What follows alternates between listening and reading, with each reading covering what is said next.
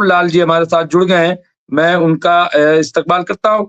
राहुल लाल जी, मैंने जो पूरी रिपोर्ट आपकी खिदमत में पेश की है, लेकिन आप क्या कहेंगे जो इस वक्त के हालात हैं, क्या कहेंगे राहुल लाल जी?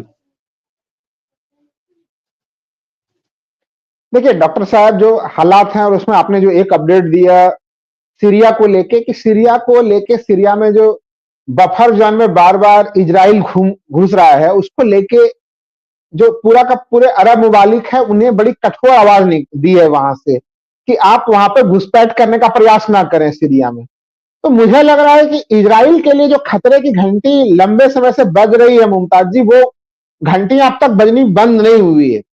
चाहे वो अमेरिका के पूरे इलेक्शंस को देखिए आप, वो इजराइल का पूरा मामला अमेरिका के इलेक्शन में छाया हुआ रहा। अगर बाइडेन की पार्टी वहां पे हारी तो उस हार में इजराइल के जो हठधर्मिता की नीति रही वो एक बहुत बड़ा कारण रहा वहां पे। तो ऐसे स्थिति में सोचिए, जब ट्रंप अब जनवरी में शपथ लेंगे तो फिर उस स्थिति में इजराइल की क्या स्थितियां होंगी। क्योंकि आप अभी भी हम लोग अगर देखें तो इजराइल के ऊपर दबाव की स्थिति बनी हुई है, प्रेशर।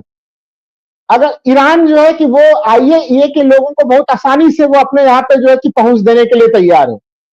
ईरान को लेके कितनी ज्यादा तनाव की स्थितियां रही इसके पहले की स्थिति में हम लोगों ने देखा। लेकिन अभी अगर ये आईएईए को लेके ईरान काफी आसानी से रास्ता दे रहा है, उसको उसके साथ कॉपरेशन कर रहा है, इसका मतलब यह है डॉक्टर साहब कि कहीं न कहीं अमेरिका और ईरान के संबंध भी कहीं कहीं जो ट्रंप वाला का जो शासन आने वाला है उसके साथ भी एक बेहतर संबंध होने वाला है। ये तमाम चीजें किस दिशा में ले जा रही हैं? ये चीजें ले जा रही हैं कि इजराइल की स्थिति अलग थलग पड़ने वाली है। सोच के देखिए कि कहां तो हमास के ऊपर लगातार हमले हो रहे थे, लेकिन उन हमलों के बावजूद भी हमास अब अभी तक हमास से उनको अधिकृत सूची जो है कि हॉस्टेजेस की सूची अमेरिका को नहीं मिल पा रही है।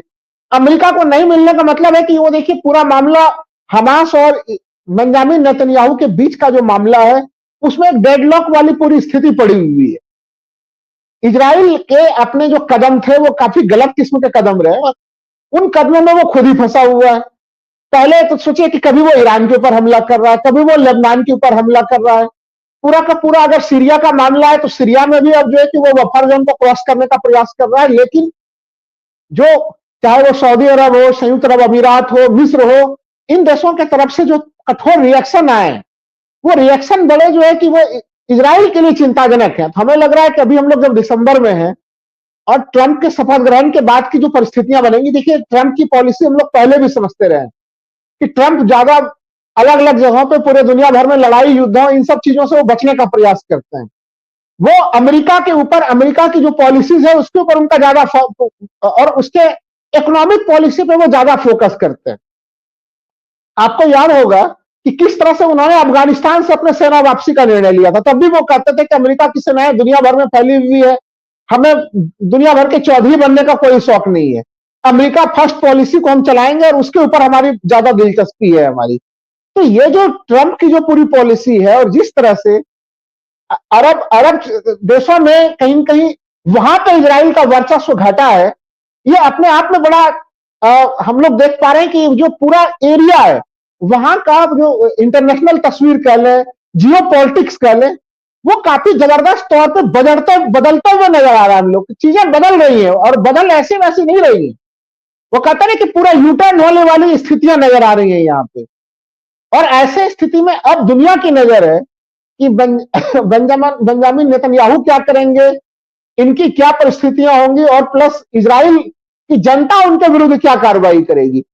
आपने बड़ा गंभीर मुद्दा उठाया कि लगातार हमले हुए हमास के ऊपर, और ये जो पॉइंट था आपके तरफ से उठाया हुआ कि भाई हमास के शीर्ष लगातार लीडरों को आपने जो है कि उनकी हत्या कर दी। आज हमास तो देखिए अभी भी कायम है, लेकिन अब हमास का रियल नेतृत्व किसके पास है? आप हमास के साथ डायलॉग करें तो किसके पास डायलॉग करें? दुनिया कहां पे डायलॉग करे जिसके आधार पर कुछ निर्णय निकल के आ जाए? और डॉक्टर साहब इसीलिए, डॉक्टर साहब कतक कलाम कर रहा हूं, इसीलिए जो है हमेशा ये पॉलिसी रही है, ये लॉ रहा है कि जो लीडर होगा उस पर अटैक कभी नहीं किया जाएगा। ये इंटरनेशनल लॉ रहा है। अब आप बताइए कि आपने जब मेन लीडर जो बार बार नेगोशिएट कर रहा था उसी को आपने मार दिया।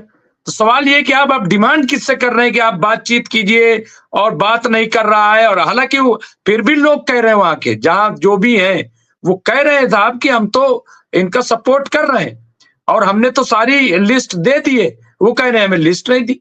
जी कंटिन्यू कर जी।